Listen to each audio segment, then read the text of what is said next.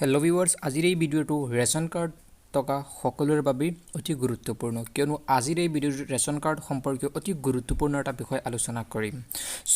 সকলোৱে নিশ্চয় জ্ঞাত যে সকলোৱে নিজৰ সুলভ মূল্যৰ দোকানীৰ EPS মেচিনৰ জৰিয়তে নিজৰ আধাৰ কাৰ্ড ফিংগাৰ দি তেওঁলোকে ৰেজিষ্টাৰ কৰিছে, অৰ্থাৎ আধাৰৰ লগত নিজৰ ৰেচন কাৰ্ডখন লিংক কৰিছে। কিন্তু এতিয়ালৈকে যিসকলৰ আধাৰ কাৰ্ড আৰু ৰেচন কাৰ্ড লিংক হোৱা নাই, তেওঁলোকৰ নাম অতি শীঘ্ৰেই ৰেচন কাৰ্ডৰ পৰা কৰ্তন হ'ব আৰু তেওঁলোকে নাম কৰ্তন হ'লে কোনো সামগ্ৰী নাপায়, কোনো ডকুমেণ্টছ হিচাপেও সেই ৰেচন কাৰ্ডখন ইউজ কৰিব নোৱাৰিব।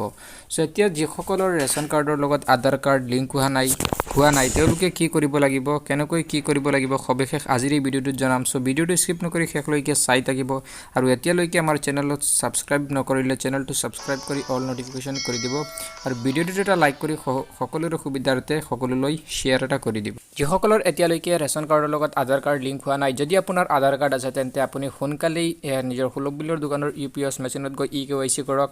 নহ'লে আপোনাৰ আধাৰ কাৰ্ডখন আপোনাৰ খাদ্য সামগ্ৰী যোগান আৰু গ্ৰাহক বিভাগৰ পৰিক্ৰমা বিভাগৰ কাৰ্যালয়ত আপুনি সেইখন জেৰেক্স দি আপুনি সোনকালেই লিংক কৰাই লওক। আৰু যদি আপুনি এনেদৰে লিংক নকৰে তেন্তে আপোনাৰ নামটো কৰ্তন হোৱা চিয়'ৰ আৰু আপুনি কোনো সামগ্ৰীও নাপায়। ইয়াতে এটা কথা গুৰুত্বপূৰ্ণ, যিসকলৰ আধাৰ কাৰ্ড নাই, অৰ্থাৎ যিসকলৰ আধাৰ কাৰ্ড এনে জেনেৰেল কাৰণত হোৱা নাই তেওঁলোকৰ কিন্তু নামটো কৰ্তন হ'ব খাটাং। আৰু যিসকলে বায়'মেট্ৰিক অৰ্থাৎ যিসকলে NRCৰ ফিংগাৰ দিছিলে সেইসকলে কি কৰিব, এইটো বৰ্তমান বহুতো গুৰুত্বপূৰ্ণ বিষয় হৈ পৰিছে।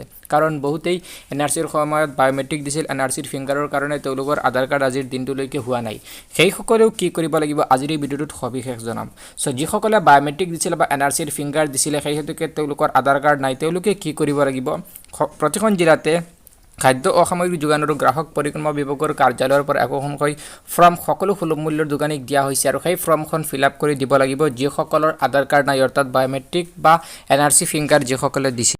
যিসকলে বায়'মেট্ৰিক অৰ্থাৎ NRC ফিংগাৰ দিছিলে সেইসকলে এই ফৰ্মখন ফিল আপ কৰি নিজৰ সুলভ মূল্যৰ দোকানীক দিব লাগিব আৰু সুলভ মূল্যৰ দোকানী সেইখন নি অফিচত জমা দিব। এই ফৰ্মখনত কি কি কৰিব লাগিব, কেনেকৈ ফিল আপ কৰিব লাগিব মই জনাই আছোঁ। এই ফৰ্মখনত প্ৰথমতে আপোনালোকে চিৰিয়েল নম্বৰ বহুৱাই পেলাই এট ফাৰ্ষ্ট আপোনালোকে নেম অফ NRC বেনিফিচিয়াৰী যিসকলে ফিংগাৰ দিছিলে সেইসকলৰ বেনিফিচিয়াৰী নাম ইয়াত লিখিব লাগিব। ইয়াত প্ৰথমতে বাওঁফালে তোমালোকে name as per RCMS ration কাৰ্ডত আপোনাৰ নাম যিদৰে আছে তেনেকৈ আপুনি নাম লিখিব আৰু সোঁফালৰ ঘৰটোত আপোনালোকে actual name as per NRC আপোনাৰ NRCৰ বায়'মেট্ৰিকৰ সময়ত আপোনাৰ যিদৰে NRCত নাম আছে সেই নামটো আপুনি এনেদৰে ইয়াত বাওঁফালে লিখিব RCS মতে নেম আৰু সোঁফালে NRC বা বায়'মেট্ৰিক মতে আপোনাৰ নামটো লিখিব। আৰু ইয়াৰ পিছত সোঁফালৰ ঘৰটোত আপোনালোকে বেনিফিচিয়াৰী কোড বহুৱাব লাগিব, সেইটো আপোনাৰ FPS-ৰ আপোনাৰ নেটৰ যিটো লিষ্ট আছে সেইটোত থাকিব, সেইটো আপোনালোকে বহুৱাই দিব। আৰু ইয়াৰ পিছত unique RC number from RCMS আপোনালোকে নিজৰ যিটো ৰেচন কাৰ্ডৰ নতুন নাম্বাৰ আহিছে সেই নাম্বাৰটো ইয়াত লিখিব লাগিব। আৰু ইয়াৰ পিছত হেড অফ ফেমিলি নেম আপোনাৰ পৰিয়ালৰ মুৰব্বীজনৰ নামটো লিখিব আৰু ইয়াত আপোনালোকে কাৰ্ডৰ মুৰব্বীগৰাকী অৰ্থাৎ মহিলাগৰাকীৰ নাম লিখিব পাৰে। আৰু ইয়াৰ পিছত আপোনালোকে FP শ্বপ নেম যিখন আপোনাৰ সুলভ মূল্যৰ দোকান আছে সেই সুলভ মূল্যৰ দোকানীজনৰ নামটো আপোনালোকে লিখিব।